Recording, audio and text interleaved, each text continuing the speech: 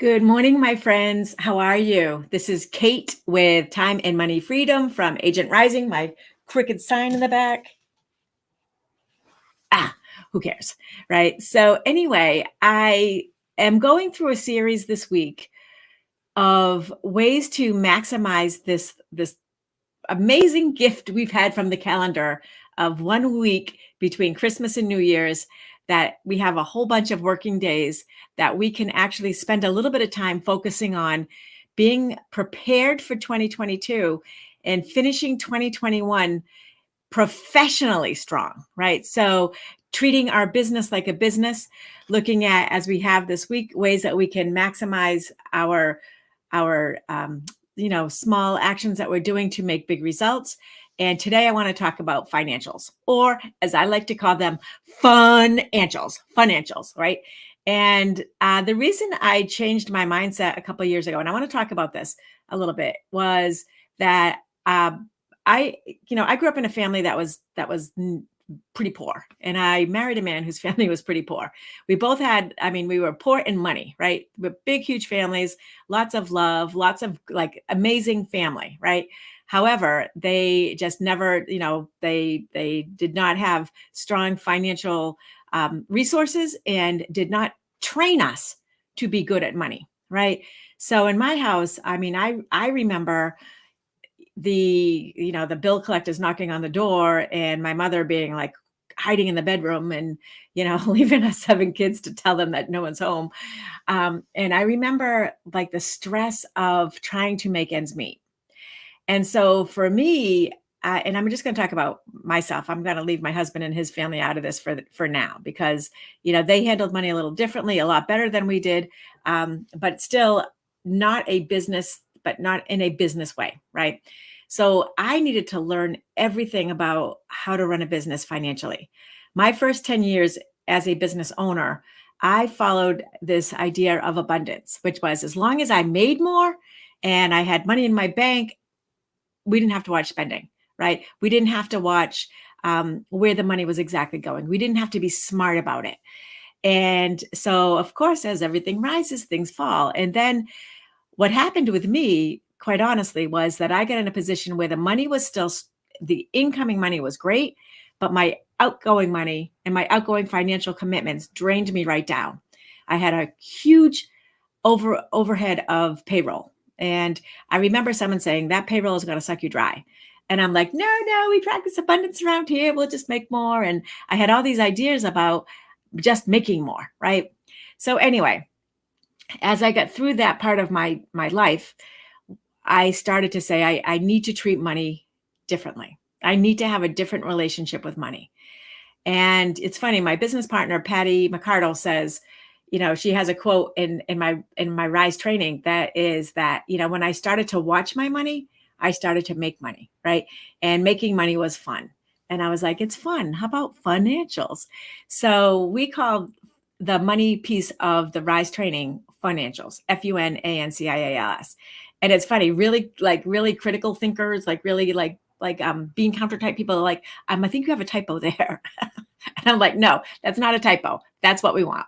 Anyways, so the reason I'm bringing this all into my big why about the financials, which I will share with you, the 2 sheets that I use, and is that for me, is being on top of my money means that if I had a high earning year, which I did in 2021, I want to pay off what I can now. I want to pay the bills I can pay down. I want to have as many expenses, which is another reason that's amazing to be in real estate. Like there's so many things you can write off, right?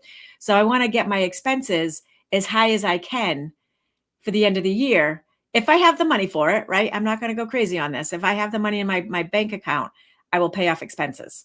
All right. Like I just paid my realtor dues right before I got on. Here's my credit card. Right. Because I want to have that as part of my expenses in 2021. Right. It's funny. I was talking with someone and she's like, oh, I wait till the first so that it's an expense for the next year. But I kind of think about it as like paying that extra mortgage payment and you bring it down, blah, blah, blah, right? Anyway, so you want to think about your expenses that you can bring down, because bring up so that we can have our net income, our taxable income down, And I don't know a ton about this, to be honest with you. So this is where like following somebody like oh gosh, somebody put in the chat, Chris Bird. Chris Bird has a lot of great stuff out there. Chris Bird, there's a lot of, if you're a CRS, there's webinars you can watch on Chris Bird about financing. I probably do that in the next couple of days. I'll watch one of his webinars. He did a marketing, a mastermind Monday for CRS, so you can check that out. So anyways, great financial input. Like being smart about money is a smart idea. And the other thing I had to do, honestly, was reframe with my husband money. And I said, so when I went through this like little metamorphosis, and it was a couple of years ago, I said, I want to talk about money with you like at least once a day, just a money talk. And he got a little defensive because that's what we did. Like we were defensive, and we were like we were thinking of our parents and borrowing Peter to pay Paul, and just like the scarcity mindset. And I said, no, I want to demystify the stuff that we have around money. And I want us to talk about it in a healthy way. Kind of like that quote that Patty said, Patricia McCardle, right? She said, making money fun, right? So we've had this, again, we are not batting 1,000 on this, but we're working on it, right? And so we have more healthy discussions about money. And we have done a lot more vision casting and dream casting. If you've been following, you know that we've been planning, what we want for our future. So anyway, so let's get those bills paid if you want to get them paid. Let's, if you have extra money and you have been looking at a camera, go buy that camera. If you have the money, right? It doesn't make sense to go and get yourself in debt to have expenses, in my opinion. All right, so there is that. Now, when I show you the financial pay pieces that we have, you'll notice that there's a lot of bank accounts listed. Like I think it's like 8 or something. And the reason for that is that I follow the buckets strategy. And we've done training on this. If you go back, you'll find this in some of our videos. But anyways, and I'm not going to be able to roll them all off on my head, but let me just kind of tell you what I do. Okay. So this is my version of the buckets. And the buckets are every dollar that comes in should be divided into all these buckets. So one is your necessities, right? So that's the bucket. That's the working capital.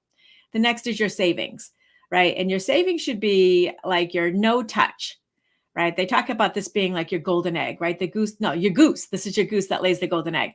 So you don't want to kill your goose that's going to make you compound interest or whatever. So that money is like the no touchy zone, right? Then you have your like savings for like, say, your short-term emergency savings. So you have that. Now you also have a give number, right? So what are you going to donate? What are you going to give back, right? So that number. You have a fun account, right? So what are you going to put aside for fun? Okay. And let me see, there's going to be one more account here. I'll tell you, for me, there was one more account, and that was for education. So I just paid my last tuition bill for now. That's right. Barring anyone going to grad school or something like that. But we have, for the last 15 years, I've had an education bill because we sent our kids to private high school and then college, right? So I had another account for that. So having the money decided and determined where it's going to go every month, like in what percentage goes into each account, right? So when you are like on a budget, like every dollar counts kind of thing, right? You have a certain formula. And as you start making more money, you get to adjust those formulas, right? And more gets to go into savings, right? Because more can go into the compound interest because you've got more income, right? But your living expenses don't really go up. Or they shouldn't that much, right?